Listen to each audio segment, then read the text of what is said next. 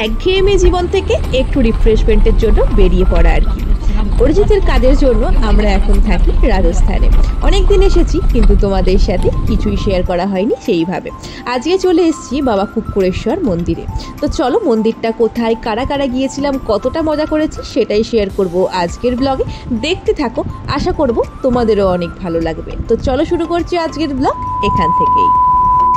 সকালবেলা কাজকর্ম করে ঘরে বসে আছি, হঠাৎ করে আমাদের যে রুম ওনার, মানে আমরা যার রুমে ভাড়া থাকি, তিনি এসে বললেন, সাথী আজকে তুমি ফ্রি আছো? আমি বলছি হ্যাঁ ফ্রি আছি, কেন বলুন? বলছে চলো তাহলে আমাদের সাথে ঘুরে আসবে, ঘরেই তো থাকো। আমি বলছি ঘুরতে যাব, কোথায় যাবেন আপনারা? বলছে চলো একটা মন্দিরে যাব, যেটা পাহাড়ের অনেকটা উঁচুতে। তো চলো তোমারও ভালো লাগবে। তো সেই কথা মতো ওনাকে বললাম ঠিক আছে, আমি একটু অরিজিতের সাথে কথা বলে নিই, তারপর আপনাকে বলছি। সেই কথা মতো ওর সাথে কথা বলে ও বললো যাও তাহলে ঘুরে এসো। তো সকলে মিলে বেরিয়ে পড়লাম এই মন্দিরটার উদ্দেশ্যে, যেটা পাহাড়ের অনেকটা উঁচুতে। কিভাবে যাব কিভাবে না যাব, বনের মধ্যে অনেকটা ভয়ও ছিল, যেহেতু মানুষজন নতুন, রাস্তাঘাট নতুন, সবই মানে একটু অন্যরকম। তার মধ্যে এইখানে না ফোনে এক ফোঁটা নেটওয়ার্ক নেই, তো সেটা হচ্ছে বড় দুশ্চিন্তার একটি কারণ। তো চলো আমরা বেরিয়ে পড়েছি, আর বাড়ি থেকে বেরোনোর সময় জানতামও না যে আমি ভিডিও করব। তো ভাবলাম এখানে যখন এসেই পড়েছি, একটা অন্যরকম ভিউ শেয়ার করাই যাক আমার বন্ধুদের সাথে, আমার পরিবারের সাথে। আর রাস্তাঘাট নিয়ে তো কিছু বলারই নেই, যেহেতু পাহাড় কেটে কেটে রাস্তা হচ্ছে এখানে। আর এখানে পাহাড়ের অনেক উঁচুতে উঁচুতে অনেক মন্দির রয়েছে। রাজস্থানে না মানে প্রচুর মন্দির, যেটা ধারণাই করা যাবে না। যেখানে দেখতে পাবে সেখানেই মন্দির, কত উঁচু উঁচু পাহাড়, কিন্তু সেখানেও একটা মন্দির রয়েছে। মানুষজন কিন্তু যায় সেখানে একটা করে দ্বীপ ধরাতে। যাই হোক, আজকে আমরাও চলে এসেছি। আর চারিদিকটা দেখেছো কেমন নিঝুম নিস্তব্ধ, এখানে মানুষ আসেই না বলতে পারো। আমরা এসেছিলাম 4 হুইলারে, যে রুম ওনার তাদের নিজস্ব 4 চাকা আছে, তো সেই গাড়ি করে আপাতত রুম মালিকরা এসেছেন 4 জন, আর আমি 5 জন মিলে চলে এসেছি। পরে অনেক লোক আসবে। তো এখানে হচ্ছে এটি একটি ধর্মশালা, এটা হচ্ছে শ্রী কুক্কুরেশ্বর ধর্মশালা। এখানে খাওয়া দেওয়া হয় হয়তো, আমার ঠিক জানা নেই। আর চারিদিকের পরিবেশটা না আমার দারুণ লাগছিল। তবে এটা কিন্তু একদমই গরমকালে নয়, মানে শীতকাল আর ওই মোটামুটি গরম আসবে ঠিক ওই সময়টার। তো সেই জন্য নালে এইখানে গরমকালে যাওয়া জাস্ট পসিবল না। আর রাস্তাঘাট যে পরিমাণে দুর্গম, খুব সাবধানেই পা চালাতে হচ্ছে। আর বলতে গেলে সব কিছুই ওই গাড়ি থেকে নিয়ে আসতে হয়েছে, মানে সব কিছু এনারা বাড়ি থেকে নিয়ে গিয়েছেন। যে কজন গিয়েছিলাম আমরা, কেউ না কেউ হাতে অনেক জিনিস নিয়ে এসেছি। পুজো দেওয়া হবে এখানে, হ্যাঁ এখানে কিন্তু রান্না বান্না করেই খাওয়া হবে, সেই জন্য সমস্ত সরঞ্জাম সহকারে এখানে আসা হয়েছে। আর এখানে দেখছো এই জল পাস করছে, মানে কাছে পিঠে একটা ঝর্ণাও আছে। আর এখানে পাহাড়ে পাহাড়ে অনেক ছোট ছোট ঝর্ণা দেখতে পাওয়া যায়, প্রচুর লেক আছে রাজস্থানে। আর এই আমরা যেহেতু উদয়পুরে থাকি, উদয়পুরকে সিটি অফ লেক বলা হয়, যেন প্রচুর লেক। আর চারিদিক এত সবুজ, আর একটুও পলিউশন নেই। কি ভালো যে লাগে সে তোমাদের কি বলবো। তো এই হচ্ছে সেই বাবা কুক্কুরেশ্বর মন্দির। আমরা চলে এসেছি পাহাড়ের মানে রাস্তা বেয়ে উঁচু নিচু, গর্ত টিলা সব কিছু মেনে। আর এখানে লেখা আছে এই জলে কেউ পা ধোবেন না, নোংরা ফেলবেন না, কারণ এই জলটা পান করা হয়। তো সেই মতোই কেউ এখানে নোংরা ফেলে না, পাটা ধোয় না, এমনকি স্নানও করে না। দেখতে পাচ্ছ কত সুন্দর স্বচ্ছ জল, পাহাড়ের জল তো এমনিই স্বচ্ছ হয়। তো চলো চলে এসেছি মন্দিরের একদম সামনে। জুতো মন্দিরের সামনে খুলেই যাব ভিতরে। আশা করছি কোনো মানুষজন এই মোমেন্টে নেই, তো ভেতরে গিয়েই দেখা যাক কী পরিস্থিতি আছে। তো চলো যাওয়া যাক। এই হচ্ছে মন্দিরের প্রবেশদ্বার। এখান থেকেই সোজা তাকালে বাবার মন্দিরের কিন্তু দর্শন পাওয়া যাবে। এখানটা সুন্দরভাবে সাজানো গোছানো রয়েছে। আর এই মন্দিরের ভিতরেই বাবা কুক্কুরেশ্বর বিরাজমান, মানে মহাদেবের আরও এক রূপ। এখানের যিনি আছেন সন্ন্যাসী বাবা, তিনি অনেক গল্প করছিলেন, আস্তে আস্তে শেয়ার করবো সবই তোমাদের সাথে। এখানে মহাদেবের মন্দিরের পাশে যে ঝর্ণার কথা তোমাদের বলছিলাম, সেই ঝর্ণার জলটা অধীর গতিতে বয়ে চলেছে, কিন্তু বড়ই সে শান্ত। কিন্তু এই ঝর্ণা কোথা থেকে আসছে, এই জল কোথা থেকে উৎপত্তি হয়েছে তা কিন্তু জানি না। এই জলের মধ্যে অনেক ছোট ছোট মাছ ছিল। আর এটা হচ্ছে মন্দিরের একদম পিছনের দিকটা, কতটা বড় জায়গা দেখেছো। আর নানান রকমের ফুল ফল, মানে সব রকম গাছে পরিপূর্ণ। আর চারিদিকটা পাহাড় দিয়ে ঘেরা। শুনেছিলাম নাকি এখানে রাত্রেবেলা অনেক বাঘ টাকও আসে, মানে চিতাবাঘ। আর এত সুন্দর জায়গায় চিতাবাঘ আমি শুনে একটু অবাকই হয়েছিলাম। তবে এটা যেহেতু পাহাড়ের অনেকটা ওপরে, অনেকটা জঙ্গল, আসতেই পারে বাঘ। তো এখানে এই মানে আন্টিরা রান্না করবেন, মানে আমরা যাদের ঘরে ভাড়া থাকি তারা এখানে রান্না বান্না করবেন, সেই ব্যবস্থাই চলছে। আর হ্যাঁ, যে রান্না বান্না হবে সেটাই কিন্তু বাবাকে ভোগ হিসেবে দেওয়া হবে।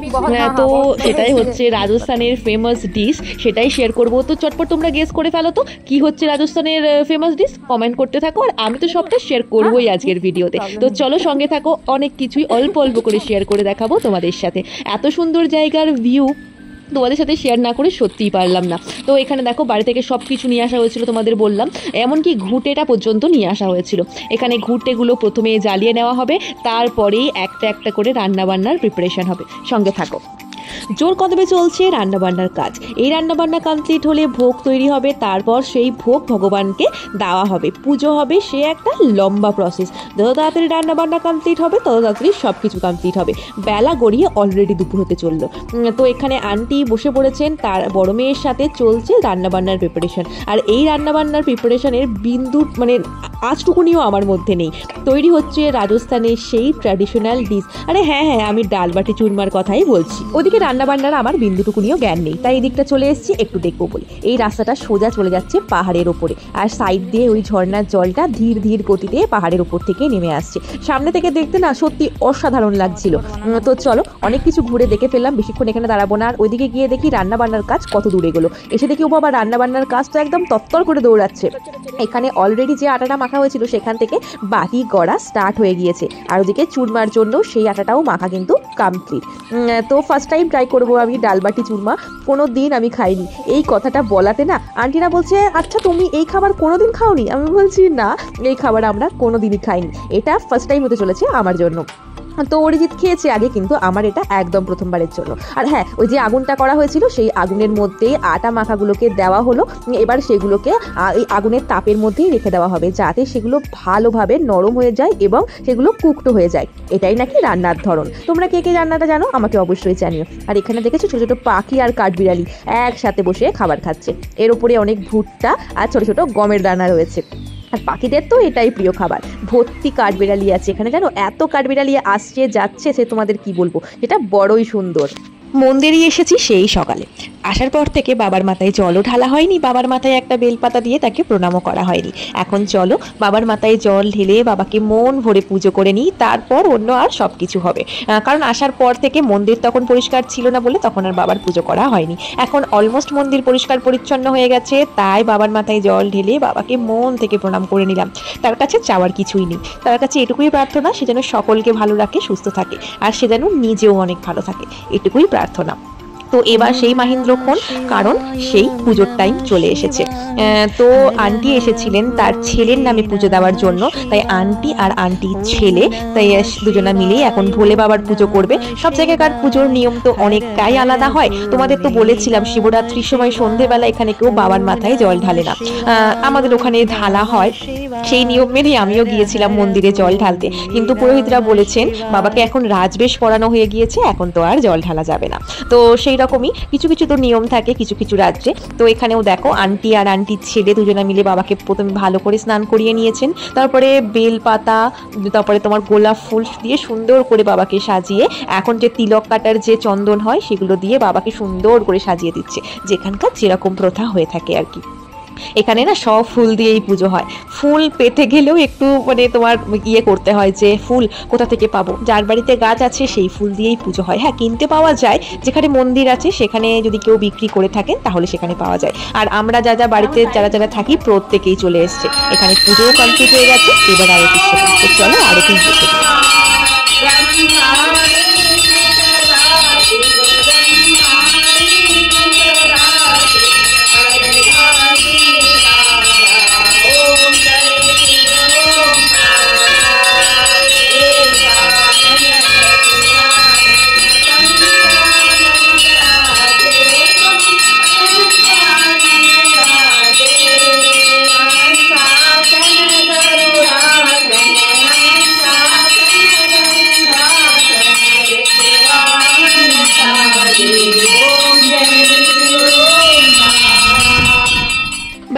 পূজা করা, বাবার আরতি করা সব হয়ে গিয়েছে। এবার বাবাকে তো ভোগ নিবেদন করতে হবে, বেলা তো গড়িয়ে গেল।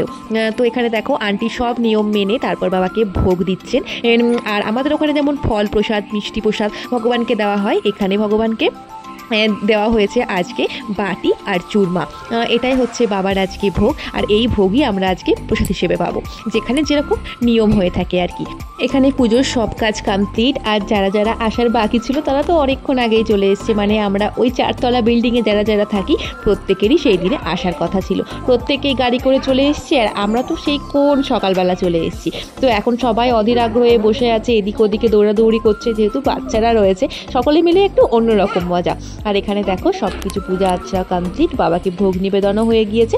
এখন চলো সকলে মিলে আমাদের ভোজন করতে হবে, কারণ বেলা গড়িয়ে দুপুর হয়ে গেছে অনেকক্ষণ, তারপরে তো আবার ফিরতেও হবে বাড়ি। তো চলো এবার পিছন দিকে যেখানে রান্না বান্না হচ্ছিল সেখানেই যাব, কারণ সেখানেই সমস্ত খাওয়া দাওয়ারের আয়োজন হয়েছে। তো চলো যাওয়া যাক। তো আমি এখানে চলে এসে দেখছি অলরেডি সবাই লম্বা করে লাইন দিয়ে বসে পড়েছে, কারণ সকলেরই অলরেডি অনেক খিদে পেয়ে গিয়েছিল। আর এখানের আন্টি বাড়ি থেকেই ডালটা বানিয়ে এনেছিলেন, ভাগ্যিস বানিয়ে এনেছিলেন, নাহলে হয়তো আরও বেলা হতো। আর এখানে যে সন্ন্যাসী বাবা থাকেন তাকেই আগে খাবারটি দিয়ে আসা হবে, তারপর আমরা সকলে মিলে একসাথে বসবো খাওয়া দাওয়া করার জন্য, কারণ উনি তো এখানেই থাকেন। আর বাবাকে যেহেতু দেওয়া হয়েছে সেই হিসেবে তাকেও এই ভোগই দেওয়া হচ্ছে। তো খাবার দাবার খেতে বসে পড়েছি। প্রথমবারের মতন ট্রাই করতে চলেছি ডাল বাটি চুরমা। আমার তো খেতে মোটামুটি ভালোই লেগেছিল, বিশেষ করে চুরমাটা খেতে ভালো লেগেছিল বাটিটার থেকে। তো সকলে মিলে একসাথে বসে খাওয়ার মজাই আলাদা। দেখো সবাই একসাথে বসে পড়েছি, গল্প মজা আড্ডা দিতে কখন যে দিনটা কেটে গেল সত্যিই বোঝা যায়নি। তো চারিদিকের ভিউটার সাথে আজকের দিনটা সত্যি অনেক সুন্দর ছিল। তবে হ্যাঁ, এখানে সবার মধ্যে কিন্তু আমার বর একদমই ছিল না, কারণ সে ছিল ডিউটিতে। তো এখানে বাচ্চাগুলো সব চলে এসছে, ওদের পিছন পিছন আমিও চলে এসেছি ওরা কি করছে এটা দেখার জন্য। এখানে এসে দেখি যিনি সন্ন্যাসী বাবা ছিলেন সে বাবার সামনে বসে আছেন। আর এখানে যে বাটিতেগুলো দেখতে পাচ্ছ সেটাই কেশর আর চন্দন গুলিয়ে উনি বাবার সামনে একটি স্বস্তিক আঁকছেন। আর বাচ্চাগুলোর সাথে গল্প করছে যে এই চন্দন আর নাকি কেশর মাথায় লাগলে মাথা ঠান্ডা থাকে। আর এই চন্দন আর কেশর যার মাথায় মানে যার কপালে লাগাবে যত তাড়াতাড়ি শুকাবে তার মাথা তত বেশি ঠান্ডা। আমার তো শুকাতে অনেক টাইম লেগেছিল, কারণ আমার না মাথা খুব শর্ট টেম্পার, অল্পতেই গরম হয়ে যায়। তাই আমার অনেকক্ষণ ধরে শুকাতে টাইম লেগেছিল এই কেশর আর চন্দন।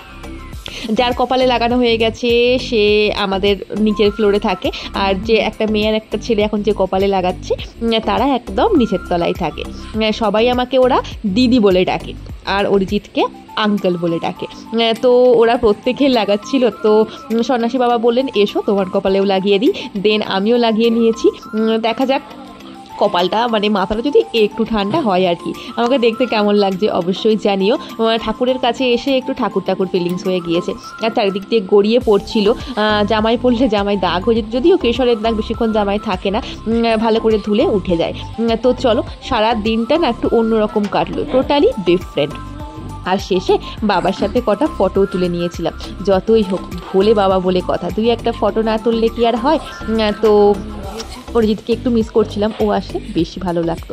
আর যাওয়ার সময় সকলে মিলে একটা গ্রুপ ফটো তো হতেই হয়, এখানে আমরা সকলে আছি। তো মোটামুটি দুই একজন ছাড়া তো সকলে মিলে বাবার সাথে একটা ফটো তুলে নিয়েছি। আর শেষে ওই আর কি জয় ভোলে মহেশ্বর, শেষে কয়েকটা ফটো শেয়ার করে নিলাম তোমাদের সাথে। এবার আমাদের বাড়ি ফেরার পালা। এখন ঘড়িতে প্রায় 5টা বেজে গেছে, 6টা মতন বাজতে চললো। আর এখানে টাইমিংয়ের সাথে ওয়েস্ট বেঙ্গলের টাইমের প্রায় 1 ঘন্টার ফারাক।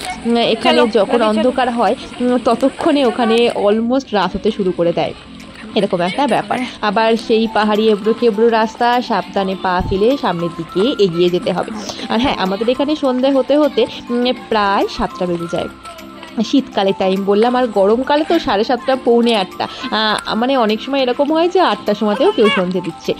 তো চলো সকলে মিলে মজা আড্ডা গল্প মিলে সারাদিনটা খুব ভালো কাটলো। মনে রাখার মতো একটা দিন শেয়ার করলাম তোমাদের সাথে। সকলে মিলে আবার কখনো আসতে পারবো কিনা জানি না, তবে এটাকে স্মৃতির খাতায় রেখে দিলাম, সারা জীবন সঙ্গী হয়ে থাকবে আমার সাথে। কারণ আমরা তো এখানে ওখানে ঘুরে বেড়ার মানুষ, আজ এখানে আছি, কালকে তো নাও থাকতে পারি, যেহেতু আমাদের ট্রান্সফারের জব, তাই কিছু জিনিস বন্দি করে রাখলাম স্মৃতির পাতায়। তো সামনে গাড়ি দাঁড়িয়ে আছে, তো এখন ফেরার পালা। আর দূরে দেখো সূর্য অস্ত যায় সূর্যের আলোটা পাহাড়গুলোর ওপরে পড়ছে, আর পাহাড়গুলো সোনার মতন চমক দিচ্ছে। সত্যি দেখতে না অভূতপূর্ব লাগছিল। দেখো দেখতে কতই না সুন্দর। এই সেই রাস্তা যখন আসছিলাম তখন কেমন অন্ধকার অন্ধকার ছিল, ভয়ও লাগছিল, নেটওয়ার্কও ছিল না। আর এখন আমরা বাড়ি ফিরছি, সূর্যদেবও বাড়ি যাচ্ছেন। পাহাড়ের ওপরে তার আলোটা পড়ে এত সুন্দর দেখতে লাগছিল, মনে হচ্ছিল পাহাড়গুলোর কাছেই থেকে যায়। আর ওদিকে আমার মা টেনশন করতে করতে কোথায় অর্ধেক অ্যাটাক চলে এসছে, এমন একটা ব্যাপার। কারণ আমি বাড়িতে কথা বলছিলাম, ওই টাইমেই নেটওয়ার্ক চলে যায়। তারপরে আমাকে আর ফোনে পাইনি, ওরা ভেবেছে হয়তো মেয়ে কোথাও গুম হয়ে গিয়েছে। যাই হোক, সেরকম অনেক কিছু মিলিয়ে সারাটা দিন এত টেনশন দিয়েছি ওদের, সেজন্য মোটামুটি নেটওয়ার্কের জায়গায় এসেই আগে বাড়িতে ফোন করেছি, তারপর অরিজিৎকে। এই ছিল সারাদিনের কাহিনী। এখন বাজে ঘড়ির কাঁটায় ঠিক 7:05। দেখেছো কি সুন্দর লাগছে আকাশটা দেখতে, কি অভূতপূর্ব সুন্দর এই আকাশটা। চলো, আর এখানে দেখো আমি তুলসী তলাতে প্রদীপও জ্বালিয়ে দিয়েছি, এখনো অন্ধকার হতে একটু সময় বাকি আছে। আমার তুলসী তলায় প্রদীপ দেওয়া ধূপ দেওয়া হয়ে গিয়েছে।